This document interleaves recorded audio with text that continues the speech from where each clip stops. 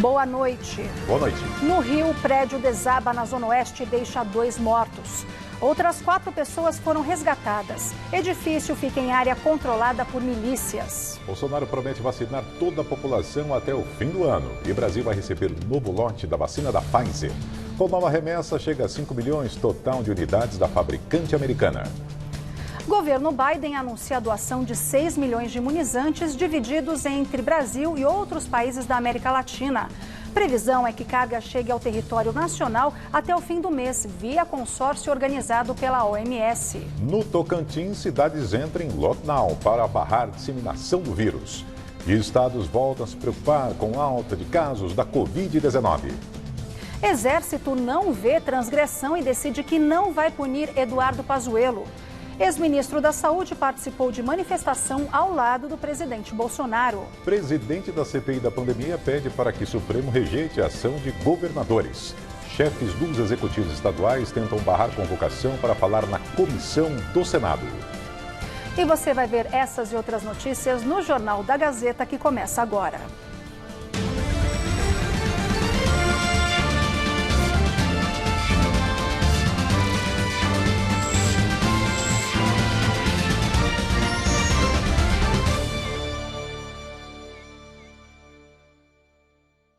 No Rio de Janeiro, pai e filha morreram no desabamento de um prédio construído de forma irregular na comunidade de Rio das Pedras, na zona oeste da capital fluminense.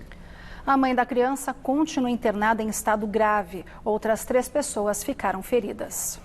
Equipes de 4 quartéis do Corpo de Bombeiros atuaram no resgate às vítimas. Cães farejadores participaram da ação.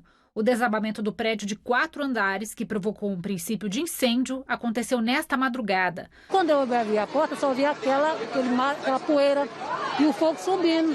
Aí eu fiquei em desespero. Eu falei, meu pai do céu, a casa caiu. Achei até que contado do meu sobrinho. Era muita gente gritando, chorando, as pessoas querendo entrar para poder ajudar, mas não podia. Escutou um estalo e de repente tudo desmoronou. Foi uma coisa que aconteceu de imediato. A gente tentou correr, aí machuquei um pouquinho a perna, mas graças a Deus os ferimentos leves. Não estou sentindo nada, só as coisas que tá lá, né? Socorristas conseguiram retirar o corpo da criança de 2 anos após 7 horas do acidente. O pai dela, Natan Gomes, de 30 anos, foi resgatado 9 horas depois devido à complexidade da tragédia. 4 prédios vizinhos tiveram que ser interditados porque há risco para as construções. A região, que fica na comunidade de Rio das Pedras, é dominada por milícias. E as obras são irregulares, conforme foi confirmado pela Prefeitura do Rio de Janeiro. Cerca de 60 mil pessoas moram na área. No meu governo, a gente vai combater, continuar combatendo, para dar um recado muito claro. Em relação àquelas que estão construídas, é isso. A gente não vai acabar com as comunidades do Rio de Janeiro. Né? O que a gente precisa fazer é melhorias habitacionais e, óbvio, tentar ver como é que faz com essas construções irregulares. Nem milícia, nem traficante, nem delinquente se sobrepõe ao poder do Estado. Isso é falta de vergonha da cara das autoridades que permitiram que esse tipo de coisa acontecesse. O governador Cláudio Castro, do PL, defendeu uma ação integrada entre governo e município. Não adianta falar é de um, é de outro. O problema é de todos nós em conjunto. A gente tem planos de infraestrutura, de ajeitar, até com recursos que estão vindo agora. Kiara Abreu, de 28 anos, mãe da criança que morreu, também estava no prédio. Ela foi resgatada dos escombros com vida e levada ao Hospital Municipal Miguel Couto. Além dela, outras 3 pessoas ficaram feridas. Um inquérito para apurar as causas da tragédia foi instaurado pela Polícia Civil e uma perícia será feita no local. Em abril de 2019, 2 edifícios desabaram na comunidade da Muzema, que fica próxima à da Rio das Pedras. Na época, 24 pessoas morreram. O prefeito Ricardo Nunes, do MDB, nomeou a ex-esposa de Bruno Covas para a vaga de assessor 3 da Agência Reguladora de Serviços Públicos, órgão que tem como missão fiscalizar as concessões do município. Em nota, a Prefeitura informou que Karen Ishiba de Oliveira é formada em Economia pela PUC com MBA pela Fundação Getúlio Vargas e preenche todos os requisitos técnicos e legais necessários para a função. Covas foi casado com Karen por 10 anos, de 2004 a 2014. O filho Tomás Covas, de 15 anos, é fruto desse relacionamento. Bruno Covas morreu no mês passado, vítima de câncer. Os vereadores paulistanos aprovaram na noite de ontem, em segunda e definitiva votação, o projeto da Operação Urbana Água Branca. O plano define estímulos ao setor imobiliário, como a venda de certificados de potencial adicional de construção, que autoriza a edificação de prédios em algumas áreas da região da Barra Funda, além do previsto na Lei de Uso e Ocupação do Solo. A expectativa é de que sejam arrecadados 5 bilhões de reais. Ao menos 30% desses recursos serão destinados a moradias populares na zona oeste da capital. O texto segue agora para a sanção do prefeito. Depois de somar mais de 95 mil casos da Covid-19 em um único dia, segunda maior marca diária já alcançada desde o início da pandemia, o Brasil registrou mais de 469 mil óbitos em decorrência da doença. No Tocantins, cidades adotaram lockdown para conter a circulação de pessoas. Em Pernambuco, o governo manteve restrições em diversas regiões até o dia 13 de junho, com medidas ainda mais rígidas no sertão do estado. E na região metropolitana do Recife, o comércio em geral continua fechado aos fins de semana. A taxa de ocupação nos leitos de UTI permanece crítica e se aproxima dos 100%. O governo de Pernambuco considera esse um dos momentos mais complicados da pandemia. Temos observado uma grande demanda por leitos, que já está superando, inclusive, a capacidade de nossas redes de saúde, tanto pública como privada, absorverem todos os doentes, gerando filas. Na análise da semana 21, ficamos no mesmo patamar de casos graves da semana anterior. Hoje, a população a partir dos 50 anos começou a ser vacinada contra a Covid-19 na capital Recife. Para conter o avanço da doença, o comércio permanece fechado aos sábados e domingos na cidade. A Secretaria da Saúde de Pernambuco anunciou que restrições serão mantidas no estado até o dia 13. A Prefeitura da capital Salvador retomou a campanha de vacinação hoje e anunciou que vai começar a imunizar jornalistas com 40 anos ou mais a partir de amanhã. Houve interrupção de 5 dias nas aplicações por falta de doses na cidade. Já a capital Boa Vista começou a vacinar professores. E 8 cidades do Tocantins decretaram lockdown para barrar o avanço da contaminação, incluindo Araguaiana, que é a segunda maior cidade do estado, e Colinas, município com maior incidência da infecção. Apenas serviços essenciais estão liberados. O Maranhão registra aumento na ocupação de leitos na terapia intensiva. Na Grande São Luís, a taxa atinge 98%. E a capital começou a aplicação de doses em pessoas com 48 e 47 anos. O estado foi o primeiro a registrar casos da variante indiana em território nacional e monitora outros registros suspeitos. Já no Sudeste, Minas Gerais volta a atenção para 14 regiões devido à alta nas internações. 5 áreas, incluindo a capital Belo Horizonte, estão com mais de 90% dos leitos de UTI ocupados. E o governo proibiu o funcionamento de salões de beleza, clubes e academias nos municípios classificados como Onda Vermelha. Um estudo preliminar do Instituto Emílio Ribas mostra que aumentou o número de internações de pacientes com a Covid-19 que já tomaram a primeira dose da vacina contra a doença, mas que não retornaram para o reforço da segunda dose. A Secretaria de Saúde estima que mais de 500 mil pessoas deixaram de tomar o reforço do imunizante no estado. Para incentivar quem está com a segunda dose atrasada, o governo decidiu criar o Dia D de vacinação, que será realizado neste próximo sábado em todo o estado. Na capital paulista, o reforço será aplicado nas UBSs e AMAs da cidade das 7 da manhã às 6 da tarde.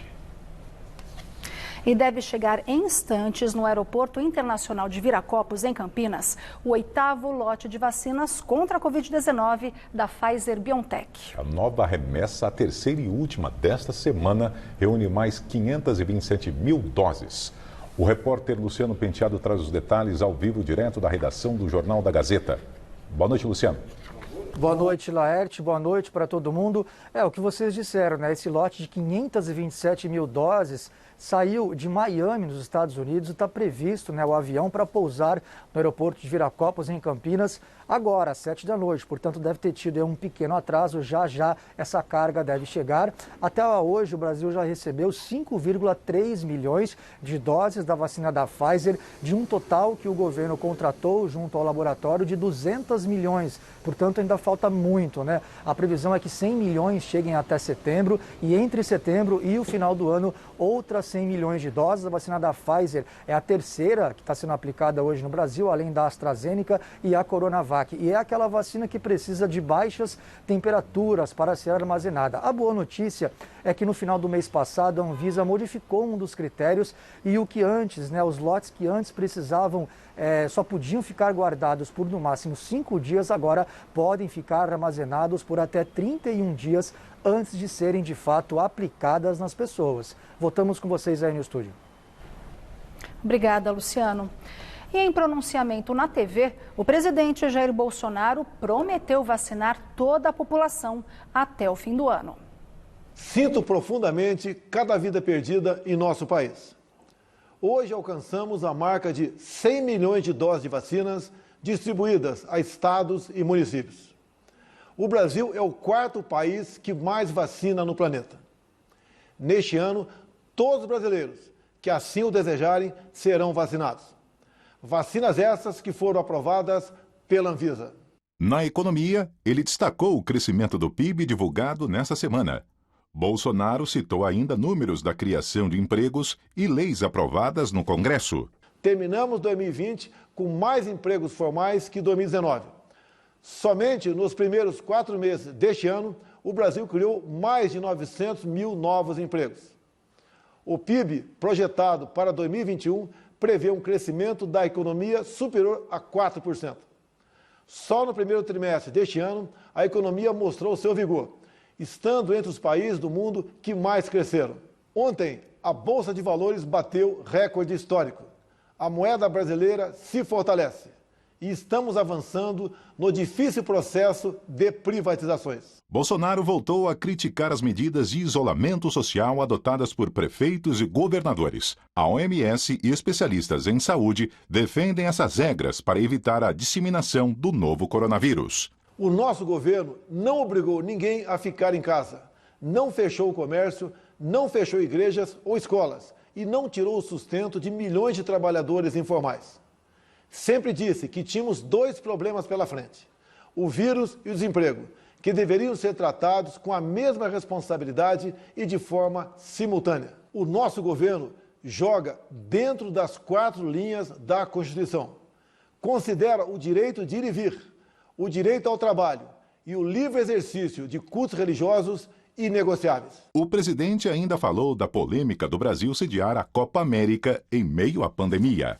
Seguindo o mesmo protocolo da Copa Libertadores, eliminatórias da Copa do Mundo, aceitamos a realização no Brasil da Copa América. E durante o pronunciamento do presidente, diversas cidades pelo país fizeram panelaço. Em São Paulo, no Rio, em Belém, em Florianópolis. E o pronunciamento também repercutiu entre os políticos. Os senadores da oposição e independentes da CPI criticaram a comemoração tardia do presidente em relação aos imunizantes e chamaram sua manifestação de atrasada. Aliados defenderam o presidente. A deputada federal Carla Zambelli, do PSL, disse que foi um pronunciamento só com notícias boas, graças à firmeza do presidente na condução do Brasil, e criticou os senadores da CPI. O presidente da CPI da Covid-19, senador Omar Aziz, pediu ao Supremo Tribunal Federal que rejeite a ação de governadores contra as convocações aprovadas pela comissão. 9 governadores foram acionados para dar esclarecimentos. Governadores de 17 estados e do Distrito Federal entraram com a ação no Supremo Tribunal Federal no dia 28 de maio, 2 dias depois de terem sido convocados pelos senadores da CPI. Nesta quarta-feira, representado por advogados do Senado, o presidente da CPI da pandemia, senador Omar Aziz, do PSD, pediu que o STF rejeite a ação. Os governadores argumentam que permitir a convocação a uma CPI no Congresso significa autorizar o que eles chamam de intervenção federal, já que muitos deles já são investigados nas esferas estaduais por supostas irregularidades durante a pandemia. Argumentam ainda que a convocação estaria ferindo o princípio da separação dos poderes e lembram que o regimento do Senado impede a criação de CPIs para investigar questões relativas aos estados. Os governadores devem depor na condição de testemunhas e não de investigados, mas mesmo assim são obrigados a comparecer. É diferente, por exemplo, da condição de convidado, quando o depoente escolhe se vai ou não aceitar o convite. O presidente Omar Aziz disse que a ida deles não viola o Pacto Federativo e nem o princípio da separação de poderes, uma vez que, segundo ele, a investigação não irá tratar de competências exclusivas aos estados. Até agora, 9 mandatários regionais foram convocados. Ibanez Rocha, do MDB do Distrito Federal, Valdez Góes, do PDT do Amapá, Helder Barbalho, do MDB do Pará, Marcos Rocha, do PSL de Rondônia, Antônio Denário, de Roraima, atualmente sem partido, Carlos Moisés, do PSL de Santa Catarina, Mauro Carles, do PSL de Tocantins, Wellington Dias, do PT do Piauí e ainda Wilson Lima, do PSC do Amazonas. Este último, um dos mais aguardados devido ao colapso no sistema de saúde em Manaus, em janeiro, quando faltou oxigênio e pessoas morreram pela falta de cilindros do gás. Ele também entrou no foco após uma nova operação da Polícia Federal realizada ontem, acusado por desvios da saúde em meio à pandemia.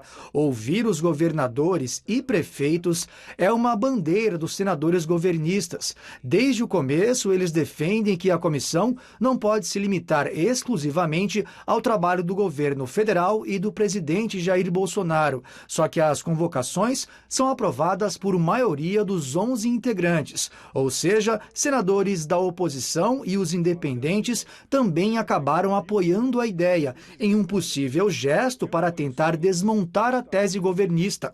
Se o Supremo acatar a ação por entender que o Legislativo Federal não tem competência para ouvir chefes dos executivos locais, os governadores deixam de precisar comparecer e só iriam se quisessem. Já se o cronograma for mantido, o primeiro depoimento será o de Wilson Lima, do Amazonas, na próxima quinta-feira, dia 10 de junho.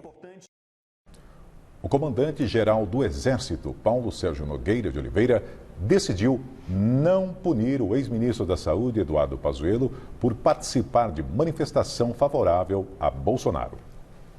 No dia 23 de maio, Eduardo Pazuello participou de um ato favorável ao governo Bolsonaro no Rio de Janeiro. Pazuello é general do Exército e está na ativa. Ele só irá para a reserva automaticamente no ano que vem. Pelo Estatuto das Forças Armadas, ele não pode participar de manifestações políticas. A presença do ex-ministro também foi vista como um ato de desrespeito às medidas sanitárias aplicadas na pandemia. Ontem, o comandante-geral do Exército chegou a se reunir com a alta cúpula da instituição para se aconselhar e decidir o futuro de Pazuello. A expectativa era que a decisão só saísse na semana que vem. Mas hoje à tarde, Paulo Sérgio Nogueira de Oliveira se manifestou. Em nota, o comandante do Exército disse que analisou e acolheu os argumentos apresentados por escrito e sustentados oralmente por Pazuello. Sendo assim, ressalta a nota, não ficou caracterizada a prática de transgressão disciplinar por parte do ex-ministro da Saúde. O processo disciplinar foi então arquivado. A punição para Pazuello poderia ir de advertência à prisão. O presidente Jair Bolsonaro sinalizou que não queria que Pazuello fosse punido. Além de militar da reserva, Bolsonaro é também o comandante-chefe das Forças Armadas. Sendo assim, tem cargo hierárquico superior ao comandante do Exército. Na terça-feira, o ex-ministro foi nomeado secretário de Estudos Estratégicos, órgão ligado diretamente à presidência. Ele vai receber um salário de quase R$17 mil mensais. Recentemente, Pazuello justificou a ida ao ato favorável a Bolsonaro. Ele alegou que a manifestação não era um ato político partidário, apesar de ter discursado em defesa do presidente. E a decisão do Exército repercutiu no meio político. O senador Otto Alencar, do PSD, integrante da CPI da Covid-19, disse que a falta de punição já era esperada porque o presidente da República é o comandante-chefe das Forças Armadas. Para ele, o Exército obedeceu às ordens de Bolsonaro. O vice-presidente da Câmara dos Deputados, Marcelo Ramos, do PL, disse que o Exército decidiu que agora militar pode participar de manifestações políticas como bem entender e acrescentou: isso não será bom para uma instituição que tem o respeito do povo brasileiro. Já a favor da decisão se manifestou o deputado governista Ottoni de Paula, do PSC. Ele avaliou que uma punição, se viesse, seria por pressão da mídia e deu parabéns ao Exército. E agora o comentário de Josias de Souza, direto de Brasília. O Brasil está transtornado com a conjuntura em que se misturam quase 500 mil mortos por Covid e mais de 14 milhões de desempregados. Um país submetido a problemas desse tamanho não precisa de novas crises, mas Bolsonaro acaba de criar uma encrenca nova: a anarquia militar. Ao poupar o general Eduardo Pazuello de uma punição por participar de ato político ao lado de Bolsonaro, o comandante do Exército, Paulo Sérgio Nogueira, rasgou os regulamentos militares e subverteu o mais valioso princípio de uma força armada, o princípio da autoridade. Há uma semana, Pazuello reconhecia em privado que cometera um erro ao participar de um comício com Bolsonaro. O alto comando do Exército cobrava o enquadramento do transgressor e o vice-presidente Hamilton Mourão dava a punição como favas contadas. A regra tem que ser aplicada para evitar que a anarquia se instaure dentro das forças, dizia o general Mourão. A regra previa punição que poderia variar de mera advertência à prisão. Não foi aplicada. Pior, Pazuello foi premiado por Bolsonaro com um cargo na Secretaria de Assuntos Estratégicos da Presidência. Escancararam-se as portas para a anarquia. Essa anarquia tem ingredientes radioativos. O primeiro deles é o acréscimo de um general da ativa na tropa de militares que comandam escrivaninhas no Planalto. O segundo é a ponte que Bolsonaro constrói ligando o gabinete presidencial aos quartéis. Ele cultiva a simpatia de sargentos e suboficiais. O terceiro é o apoio de policiais militares que agridem e atiram balas de borracha contra opositores que expressam antipatia por Bolsonaro nas ruas. O quarto ingrediente é o aviso de Bolsonaro de que não aceitará o resultado da disputa presidencial de 2022 se uma eventual derrota for contabilizada por votos não impressos. O arquivamento do processo disciplinar contra Pazuello adicionou a essa mistura tóxica um quinto elemento. Até aqui, Bolsonaro dizia "meu exército" e todo mundo achava que ele se referia a uma ficção. Agora, o Exército informa que pertence mesmo ao presidente, não ao Estado brasileiro. Boa noite. A revista britânica The Economist, uma das mais conceituadas do mundo, publicou hoje um relatório especial no qual afirma que o Brasil vive hoje a maior crise desde o retorno da democratização e faz duras críticas ao presidente Jair Bolsonaro. São 7 reportagens distribuídas em 11 páginas. Na capa da publicação, um Cristo Redentor usando uma máscara de oxigênio. O texto ressalta que o Brasil vive uma década sombria e que os desafios são assustadores. Estagnação econômica, polarização política, ruína ambiental, regressão social e o pesadelo da Covid-19. A publicação ressalta ainda: antes da pandemia, o país sofria de uma década de problemas políticos e econômicos. Com Bolsonaro como médico, ele agora está em coma. Mais de 87 mil brasileiros morreram de Covid-19 em abril, o pior número mensal de mortes no mundo na época. As vacinas são tão raras que as pessoas com menos de 60 anos não as receberão até setembro. E um recorde de 14,4% de desempregados. A conclusão do relatório diz ainda que será difícil mudar o curso do país enquanto Bolsonaro for presidente. O Jornal da Gazeta entrou em contato com o Palácio do Planalto, que não se manifestou sobre o relatório até o momento. O ministro do Meio Ambiente justificou que se encontrou com madeireiros a pedido de outro ministro. Segundo Ricardo Salles, ele só atendeu a uma solicitação feita pessoalmente por Luiz Eduardo Ramos, atualmente da Casa Civil. O ministro Alexandre de Moraes, do Supremo Tribunal Federal, autorizou que Salles seja ouvido pela PGR sobre a investigação que apura se o governo facilitou o contrabando internacional de madeira. Em explicação por texto à Procuradoria-Geral da República, Ricardo Salles disse que participou de uma reunião com madeireiros da região amazônica a pedido do ministro da Casa Civil, Luiz Eduardo Ramos, em março deste ano. Segundo o ministro do Meio Ambiente, os madeireiros reclamavam que a produção estava retida havia mais de 100 dias por lentidão e perseguição do delegado Saraiva. Delegado Saraiva é Alexandre Saraiva, da Polícia Federal e ex-superintendente da corporação no Amazonas, e que apresentou a notícia-crime contra Salles. Uma semana depois, o governo tirou Saraiva da superintendência da PF no estado. Para o ministro, o delegado agiu de forma ilegal, midiática e desrespeitosa, criando uma tese fantasiosa e absurda de que houve uma conexão de integrantes do governo e madeireiros para prejudicar a fiscalização. Foi numa operação da PF que Salles foi acusado de facilitar a exportação ilegal de madeira mês passado, a maior apreensão do tipo da história. Ontem, a ministra Carmen Lúcia, do Supremo Tribunal Federal, atendeu a um pedido da PGR e autorizou a abertura de inquérito para investigar o ministro neste episódio.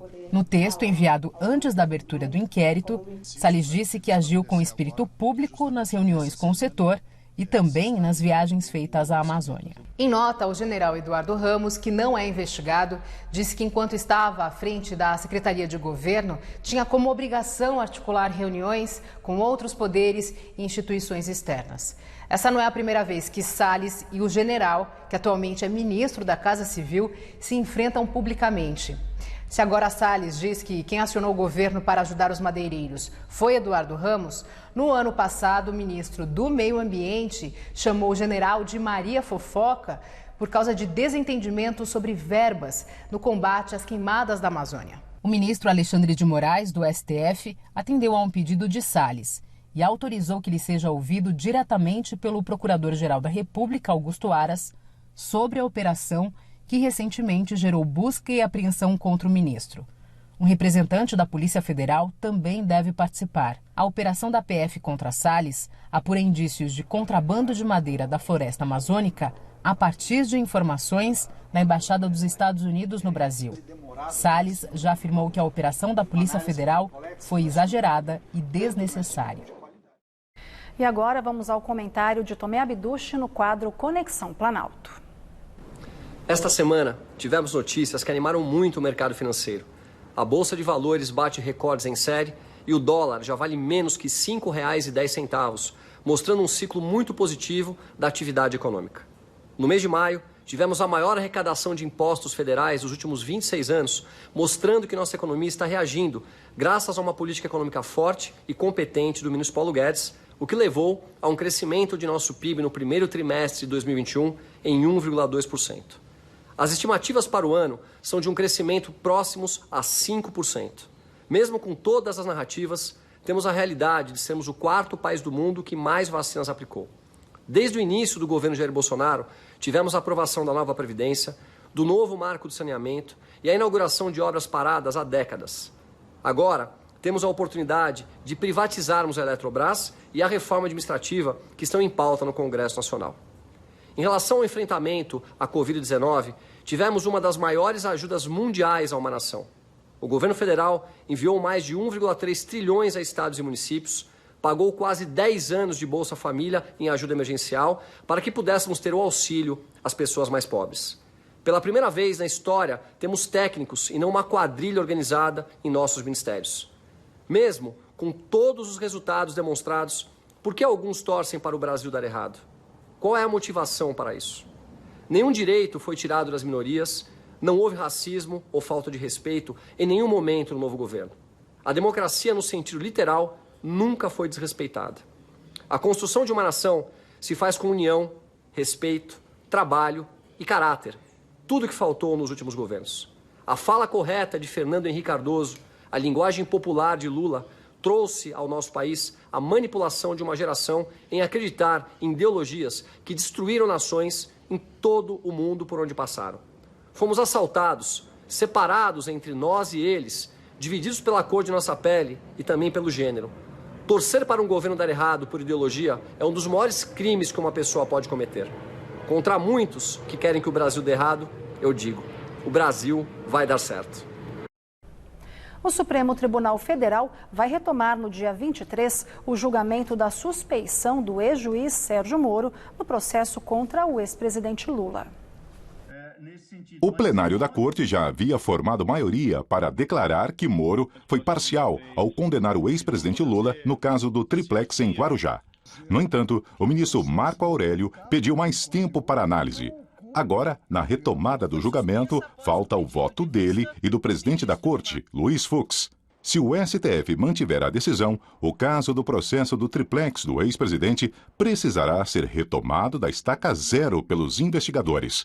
As provas já colhidas serão anuladas e não poderão ser utilizadas em um eventual novo julgamento pela Justiça Federal do Distrito Federal, para onde o caso foi enviado. Em abril, o plenário do Supremo decidiu por anular todas as condenações do ex-presidente. Com isso, Lula retomou os direitos políticos e pode se candidatar à presidência da República no ano que vem. Ministros entenderam que o petista não poderia ter sido julgado em Curitiba. Para o ministro Edson Fachin, a conduta atribuída ao ex-presidente não era restrita à Petrobras, mas à extensa gama de órgãos públicos pelos quais era possível o alcance dos objetivos políticos e financeiros espúrios. No entanto, a decisão do STF não significa que Lula foi inocentado e que ele não será investigado. Agora, os casos que começam do zero serão julgados em outras comarcas da Justiça. O ex-presidente sempre rebateu as acusações. Logo mais na entrevista do dia, Denise Campos de Toledo conversa com Renato da Fonseca, economista-chefe da CNI, a Confederação Nacional da Indústria, sobre o potencial de retomada do setor e as dificuldades estruturais da economia brasileira. E veja a seguir, levantamento da agência France Press mostra que o mundo já aplicou mais de 2 bilhões de vacinas contra a Covid-19, mas a distribuição é desigual entre os países pobres e ricos. É depois do intervalo, até já.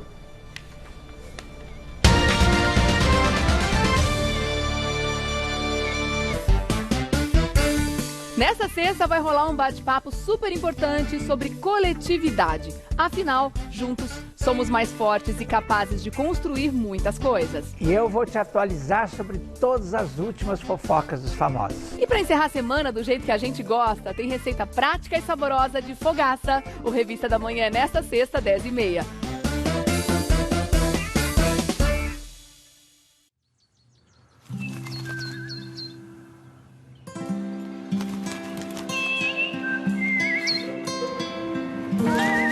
Passarinho verde tem nome: Nervocalm.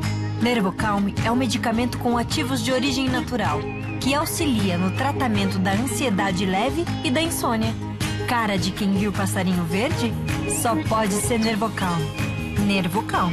Você bem 24 horas. Malala mudou o mundo abrindo caminho para crianças irem à escola. Einstein ajudando a explicar o universo. Nelson Mandela lutando pela igualdade das pessoas. E agora, essas histórias e as de outros nomes importantes vão inspirar seus filhos a também fazer um mundo melhor. Coleção Folha Grandes Biografias para Crianças. São 30 livros para incentivar a leitura por apenas R$19,90 cada. Na compra do primeiro, grátis o segundo. Já no site e nas bancas.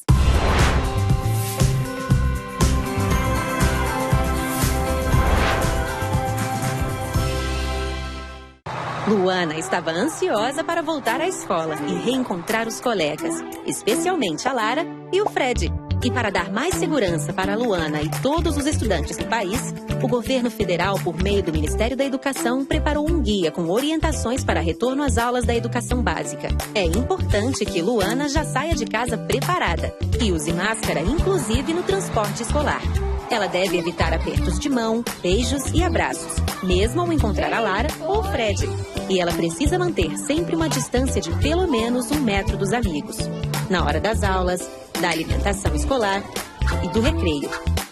Na biblioteca, nas filas, nos corredores, Luana precisa higienizar as mãos com frequência e não pode compartilhar livros e objetos pessoais. Diretores, professores, pais e responsáveis, consultem o guia completo em gov.br/MEC.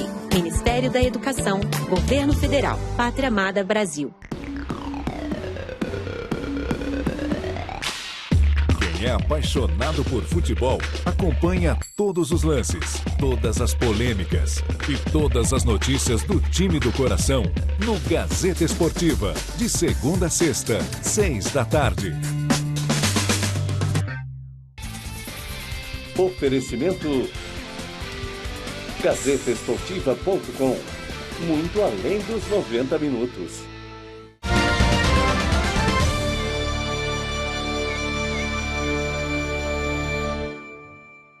Um levantamento feito pela agência France Press mostrou que o mundo já aplicou mais de 2 bilhões de doses de vacinas contra a Covid-19. Esse número está espalhado por 215 países e territórios. No entanto, os mais ricos, que abrigam apenas 16% da população mundial, foram os que mais aplicaram doses. O levantamento também apontou que a China é a nação que vacina mais rapidamente sua população, seguida pelo Bahrein e o Uruguai. Já entre as que aplicam em ritmo lento estão o Japão, seguido pelo Brasil e a Rússia. E mesmo com a lentidão da campanha de vacinação, a Rússia atraiu milhares de pessoas para participar do Fórum Econômico de São Petersburgo. O governo ignora a pandemia e usa o evento para sinalizar que o pior já passou e que o país está aberto aos negócios. Trata-se da principal vitrine da Rússia para investidores, que atrai líderes políticos e empresariais de todo o mundo. A cidade turística de Veneza, na Itália, voltou a receber cruzeiros com turistas após mais de um ano de restrições por causa da pandemia. Antes de embarcar, os passageiros deverão apresentar um teste negativo para a Covid-19 e serão submetidos a outro na chegada. A capacidade dos navios foi reduzida pela metade. No Japão, 10 mil voluntários desistiram de trabalhar nos Jogos Olímpicos de Tóquio por medo da pandemia. O evento, que terá início em 23 de julho, vai contar agora com 70 mil. A capital e mais 9 departamentos ficarão em estado de emergência de saúde até um mês antes das Olimpíadas. E na Suécia, após uma investigação, o parlamento concluiu que o governo falhou em diversos aspectos ao administrar a pandemia. Como aqui no Brasil, por lá, uma espécie de CPI foi montada para apontar os responsáveis pelo alto número de mortos, o maior de toda a região nórdica. Segundo a comissão, os idosos foram os mais prejudicados pelas autoridades.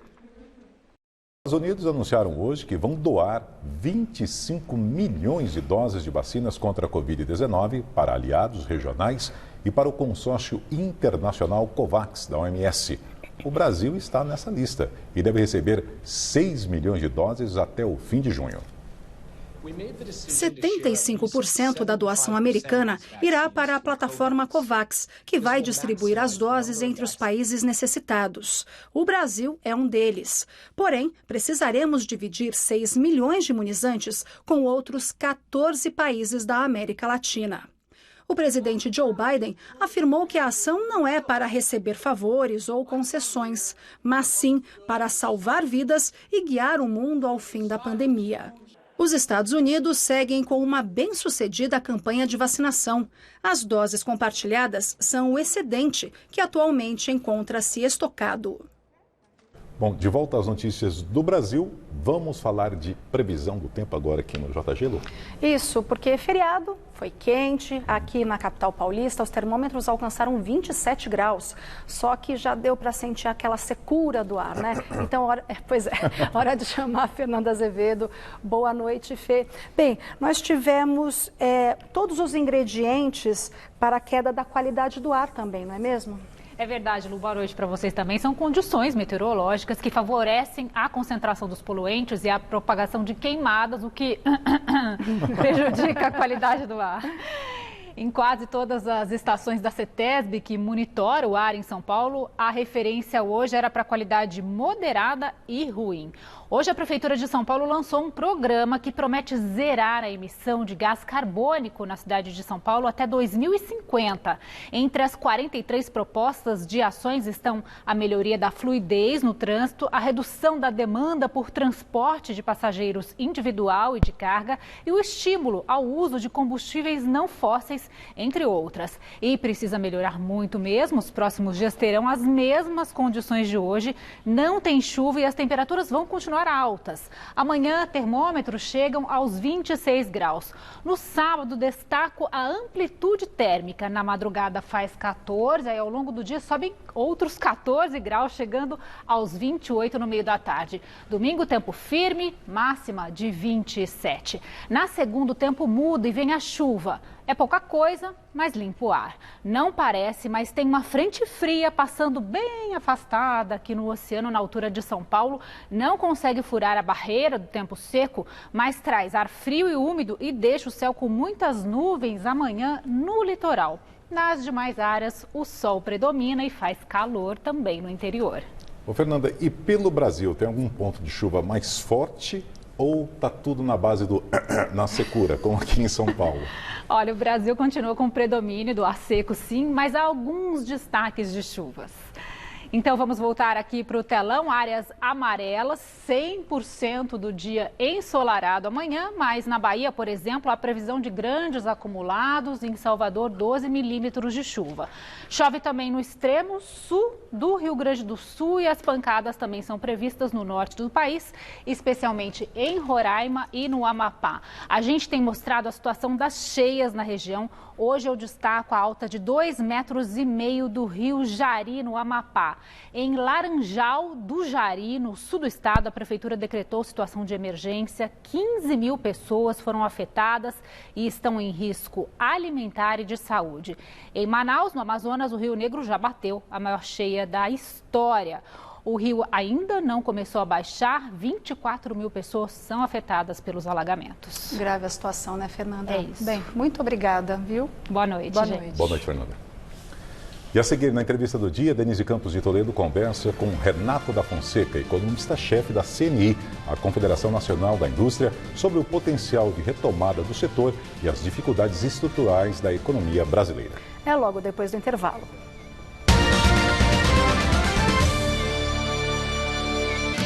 Domingo, o time do Mesa Redonda traz a cobertura completa da segunda rodada do Brasileirão.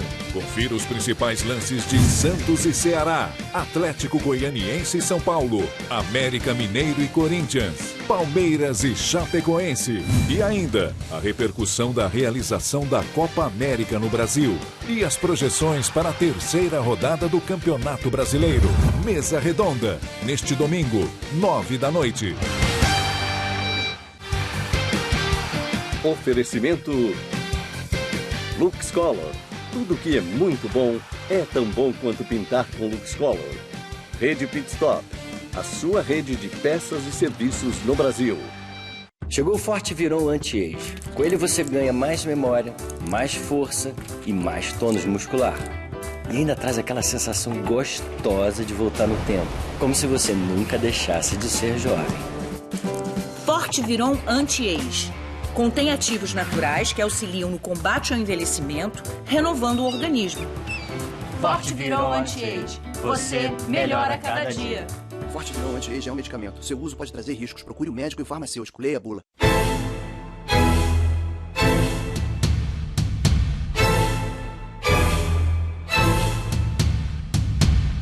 Podcast Jornal da Gazeta, em aplicativos de celulares e nas plataformas digitais de áudio. Ouça nossos comentários de política e de economia, a entrevista do dia e especiais sobre os bastidores da notícia. Podcast Jornal da Gazeta, o bom jornalismo para você ouvir onde e quando quiser.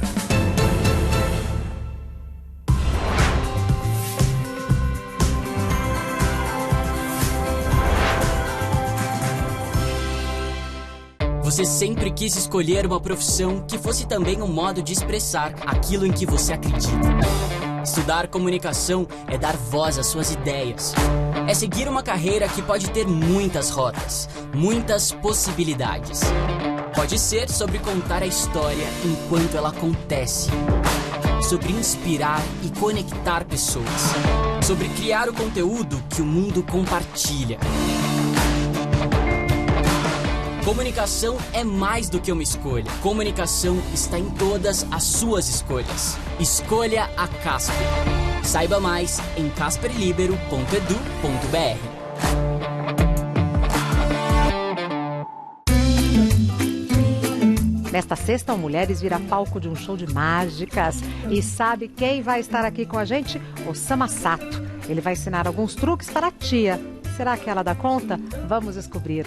No Clássicos da Itália, você conhece um prato típico da região de Bari. E ainda confira as melhores dicas para ter o cabelo igual ao das famosas. No Mulheres desta sexta, 3 da tarde.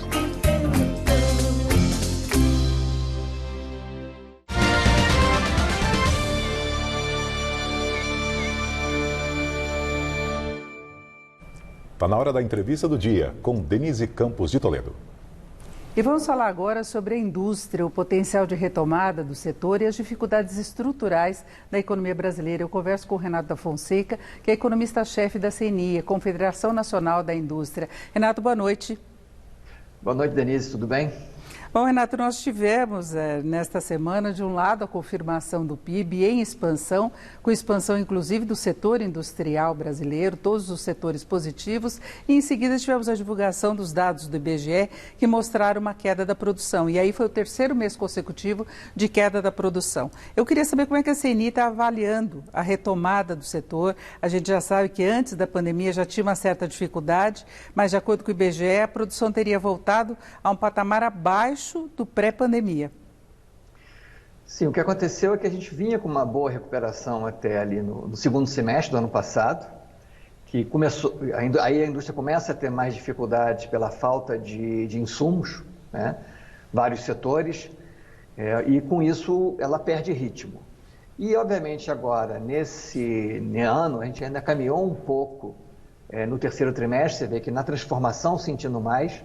Acho que é importante separar, a indústria extrativa, ela continua indo bem, é uma indústria que tem um potencial de exportação muito elevado, e os mercados internacionais se recuperando, e o preço, né, principalmente na parte de minério de ferro, isso manteve esse crescimento, mas a indústria de transformação, e principalmente aquela parte que produz bens de consumo duráveis, ela sentiu mais porque exatamente o isolamento ele acaba fechando os pontos de vendas, né? Ou dificultando o consumidor chegar no ponto de venda, e teve uma queda na demanda.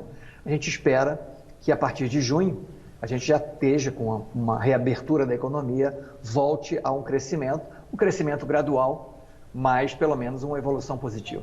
Agora, é curioso que alguns segmentos da indústria chamam a atenção porque estão indo muito bem, como é o caso da indústria extrativa, a gente tem a questão do minério de ferro, mas tem outros que continuam com muita dificuldade, até por falta de insumos. E aí tem uma questão de retorno, não é? Porque aumentou a demanda pelo minério de ferro em todo o mundo, aí o aço fica mais caro, aí faltam autopeças, tem a questão dos chips, tem um problema aí de desequilíbrio entre oferta e demanda, não é? Sim, essa é uma coisa que aconteceu de maneira bastante profunda no Brasil. A gente chegou a ter cerca de 70% das empresas que a gente ouve nas nossas pesquisas dizendo que estavam com dificuldade de conseguir insumos e atender os seus clientes. Mas a gente percebe que isso aconteceu no mundo inteiro. O problema dos chips, por exemplo, é um problema mundial que tem afetado desde eletrodoméstico como automóveis, né? Porque hoje o automóvel depende também, tem uma grande parte que é computadorizada, podemos dizer assim, e precisam desses chips. Mas isso aconteceu em todos os setores, tá? De papel, de aço, na parte de construção. A gente estava caminhando para uma solução, né? Obviamente essa freada vai ajudar um pouco nessa solução, porque a demanda na ponta ela começa a diminuir, mas você ainda tem setores da indústria aquecidos exatamente porque tem que atender essa demanda. Então esse é um problema que a gente espera que, eu acho que nos próximos 2 meses, pelo menos, a gente já tenha encaminhado bem, exatamente por causa dessa parada nos setores de bens de consumo duráveis, e a gente possa, aí sim, voltar, ter condições de aumentar a capacidade de produção e enfrentar, desde que o Brasil enfrente os problemas estruturais que afetam a economia brasileira como um todo, que dificulta a gente aumentar a exportação, competir com os importados. Além dessa questão da falta de insumos, tem a questão de aumento de preços. A gente pode esperar produtos industrializados mais caros? Olha, se você compara, né, acho que as pessoas estão acompanhando o reajuste de aluguéis, né, que é o indicador, é o GPM, que é muito baseado no IPA. O IPA é um índice de preço que mede o preço na saída da fábrica, né? Quando a gente compara com o IPCA, que é o índice que o consumidor está vendo.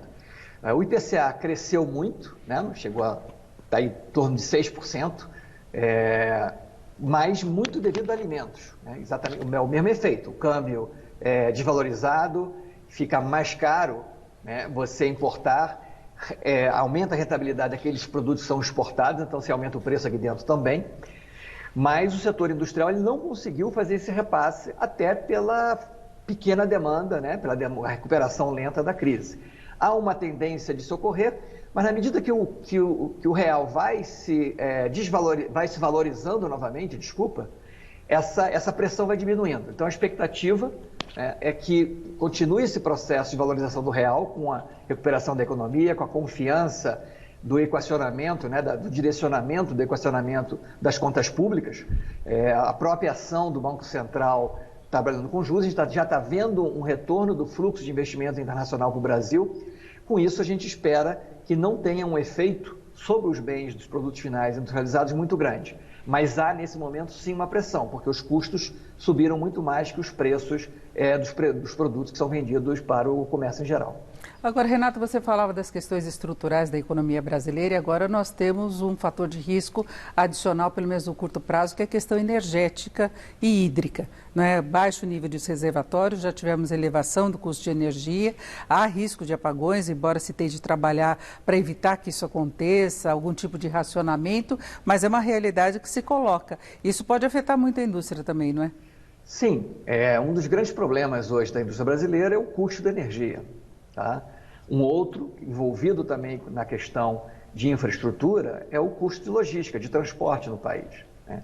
Nós temos projetos importantes em andamento no Congresso, alguns aprovados recentemente, né? O marco regulatório de saneamento, que com a regulamentação que já foi feita, você começa a ter um aumento de investimento nessas áreas, né? Houve uma demanda muito forte no Amapá, por exemplo, e no Rio de Janeiro também. E provavelmente isso vai aumentar o investimento. Agora, precisamos caminhar, né? Tem um projeto de gás natural, ou seja, o gás natural é um bom insumo para a indústria substituir não só a energia elétrica, mas principalmente o óleo combustível. Isso significa uma melhora na questão ambiental, né? O gás natural também é fóssil, também gera poluição, mas menos do que o uso de óleo combustível. E todos os investimentos na área do setor elétrico. Então, há medidas, né? O Brasil vem melhorando o seu marco regulatório, né? Sua legislação, sua regulação nesses setores. A gente tem projetos de ferrovias, projetos na questão da cabotagem, né? Que é o transporte na costa brasileira marítimo. Tudo isso é muito importante para a gente reduzir esse custo que a gente tem de infraestrutura, tanto de transporte como de energia. Obviamente, o resultado não é no curto prazo, mas saindo esses investimentos, chegando esses investidores, você muda a confiança na economia, você aumenta o otimismo e você traz mais investimentos. Agora, a Renata, a CNI também defendia muito a aceleração das reformas, especialmente da tributária. E agora as indicações são no sentido de um fatiamento. Então, a gente não sabe, por exemplo, se a fusão de tributos será tão ampla como se esperava. A indústria era um dos setores que mais defendiam essa ideia. Como é que você está vendo esse encaminhamento agora? Olha, a gente continua defendendo a reforma ampla, ou seja, envolvendo todos os tributos sobre consumo. A gente tem essa divisão de tarefas entre o Senado, que vai caminhar com a PEC 110, basicamente com o relatório, né, que saiu da comissão mista, e você tem a Câmara trabalhando naquela proposta que veio do governo, que só reúne PIS/COFINS, né, que também é uma boa proposta. O problema é que ela não envolve ICMS, não envolve ISS, ou seja, grande parte dos problemas ficariam de fora. Mas a gente acredita que ainda há a possibilidade dessas duas propostas, ao caminharem em duas casas diferentes, elas se juntarem em algum ponto. E a gente conseguir uma aprovação de da proposta de reforma ampla, de modo que a gente atinge todos os impostos sobre consumo, tirando a cumulatividade, que é o problema que tem principalmente aqueles setores de cadeias mais longas. Ou seja, você fica um resíduo tributário que você dificulta a competição, ou seja, o importado chega mais barato, que ele só paga tributo numa fase, que é a fase final, e na hora de exportar você acaba exportando tributo. Por isso que a nossa defesa dessa reforma ampla, que é essencial para recuperar a competitividade do Brasil, principalmente da indústria brasileira. Agora, Renato, como a gente falava no começo, a indústria tem problemas aí para engatar um crescimento mais contínuo, né? Uma recuperação mesmo, voltando a patamares pré-recessão do governo Dilma. O que pega mais no setor industrial? O que teria de acontecer para a indústria alcançar uma competitividade? A gente tem visto, inclusive, empresas estrangeiras deixando o país, é uma coisa que chama atenção. Então, o que teria de ser reformulado para a indústria dar certo efetivamente? Denise, não existe uma única medida, né? Não existe a famosa bala de prata. Tá? A gente, na verdade, quando a gente avalia o Brasil em relação ao resto do mundo, usando o Doing Business do Banco Mundial, usando o Global Competitiveness Report do Fórum Econômico Mundial, todas essas medidas que comparam quanto custa se produzir no Brasil com quanto custa se produzir nos demais países, é o que a gente chama de custo Brasil, aqui é mais caro relativamente. Né? Você citou a questão da energia. A energia aqui é mais cara do que no resto, principalmente na maioria dos países que competem com a gente. O custo de logística aqui é mais caro. O custo de burocracia, a dificuldade de exportar e importar, de abrir uma empresa. Né?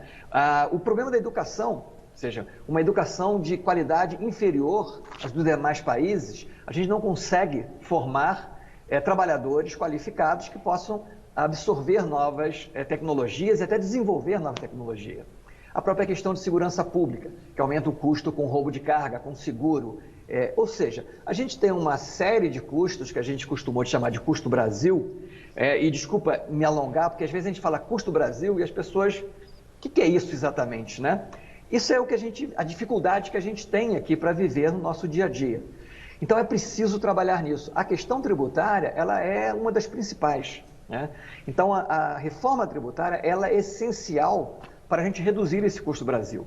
Só ela vai resolver? Não. A gente tem os projetos na área de infraestrutura, a gente tem que melhorar a qualidade da educação, ou seja, implementar a reforma do ensino médio. Sim. A gente tem que trabalhar na legislação ambiental, ou seja, sem o debate, como acabou acontecendo, um debate polarizado, ou seja, o Brasil hoje em dia tudo está polarizando, e sem as pessoas lerem o que está escrito nos projetos, ou seja, começa a tirar a conclusão antes de ver. A ideia da legislação ambiental é simplificar, igual que a gente está tendo na abertura de empresas. Então, se você vai abrir um negócio onde você tem pouco risco de causar algum acidente, de contaminar uma pessoa, você abre o negócio e depois a fiscalização vem. Tá? É a mesma coisa em relação na questão ambiental. Se você vai ter um negócio que o dano, né, a possibilidade de dano ambiental é muito curta, você começa a funcionar automaticamente, e a fiscalização vem posteriormente. Obviamente, você tem que ser punido se você fez algo errado. É isso. Acho que isso é o grande problema do Brasil, é a falta de punição. Porque se você pune, as pessoas começam a respeitar a lei e você não tem que exagerar na regulamentação e prejudicar aqueles que estão trabalhando de acordo com a lei. Temos que fechar. Ouvimos o Renato Fonseca, que é economista-chefe da CNI. Renato, muito obrigada pelas suas informações. Uma boa noite. Denise, eu que agradeço a você. Muito obrigado. Obrigado aos telespectadores. Boa noite a todos. O Jornal da Gazeta termina aqui. Para rever todo o nosso conteúdo, basta se inscrever em nosso canal no YouTube. youtube.com/Jornal da Gazeta. Nós voltaremos amanhã às 19 horas. Uma ótima noite para você e até lá. Boa noite.